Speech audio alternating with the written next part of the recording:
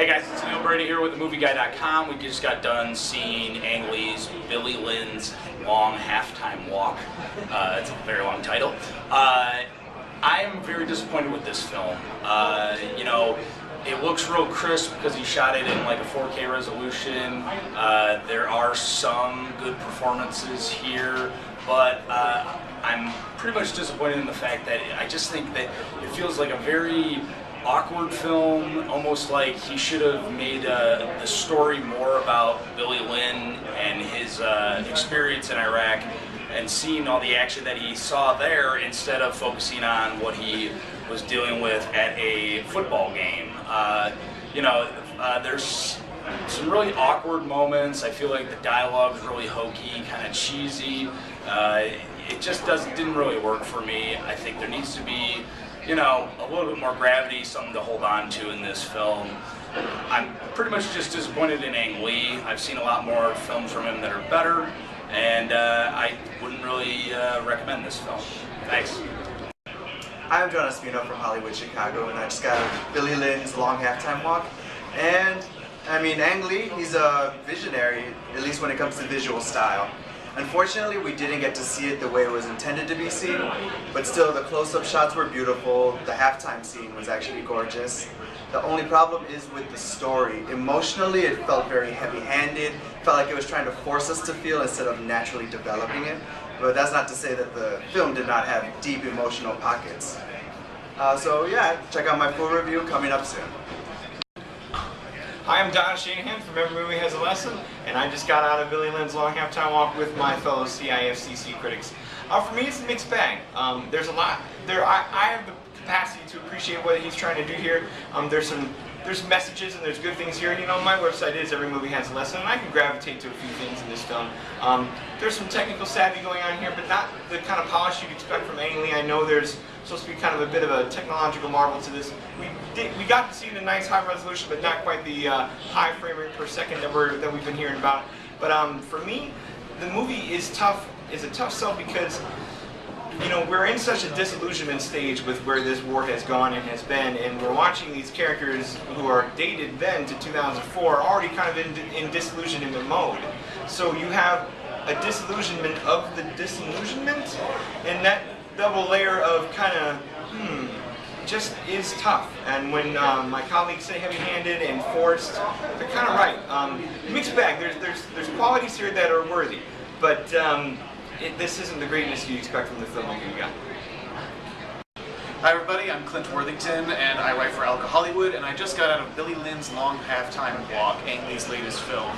It's very much him in Life of Pi mode. It kind of feels like a spiritual sequel to that, where it's this strangely milquetoast. I mean, I adore Life of Pi, but this feels like a milquetoast Americanized version of it, where it's a sort of critique of the Iraq War. It's a critique of American exceptionalism. It's this weird look at how media and how civilians view the military and vice versa.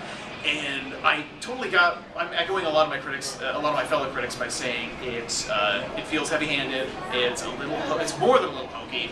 I feel like he's going for that. I feel like Ang Lee loves that kind of heightened mythic thing, and he's trying to elevate these characters to that level, but it ends up being a bit of a mixed bag and really awkward and hokey and forced. And again, we didn't see it in the intended high frame rate, but I'm not a huge fan of that. I feel like we tried that sort of thing with The Hobbit. It didn't go well, and I feel like there's a good reason for that. And so for that reason, when you see it sort of in a normal 24 frames per second 2D setting, it looks a bit like a TV movie, and so it doesn't quite have the visual punch that you kind of want. Jim Alexander with the Movie Blog and the Young Folks. I just saw Billy Lynn's Long Halftime Walk, and it was pretty damn long, too long for my liking. It was a good Lifetime movie. Wait, it wasn't a Lifetime movie. I actually saw it in a movie theater, but it felt like a Lifetime movie because it was so sappy and choppy and disjointed. I felt like Ang Lee put this together with a lot of Scotch tape, and not like the tape that holds it together.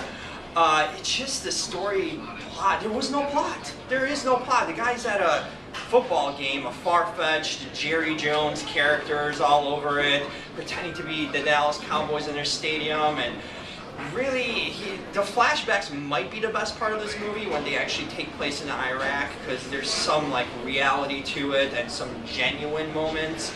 I really like the cheerleader. They picked a good one, even though she has so much pull in that stadium because she can just leave in the middle of a game, and I haven't seen a more forced romance than in this movie, that I saw in this movie, that I've seen in any movie in a long time. She falls in love with him within like a timeout, which is way quicker than any girl I've ever convinced to like me. So that's impressive, I guess, in that sense. But the acting, I'll say Garrett Hedlund did a good job, and the newcomer for first, if that is his actually first big-time movie or any sort of movie role, he does a really solid job, so kudos to him, because it's tough to carry a mess as disjointed as this. So if they thought this whole halftime scene was out of order, this movie's more out of order than that. So Billy Lynn's long halftime walk doesn't get you anywhere. It's as painful as watching the Cleveland Browns play the Baltimore Ravens tonight. Actually, I'd rather watch that. So there you go. Billy Lynn, Ang Lee, Life of Pi is where you should stay at.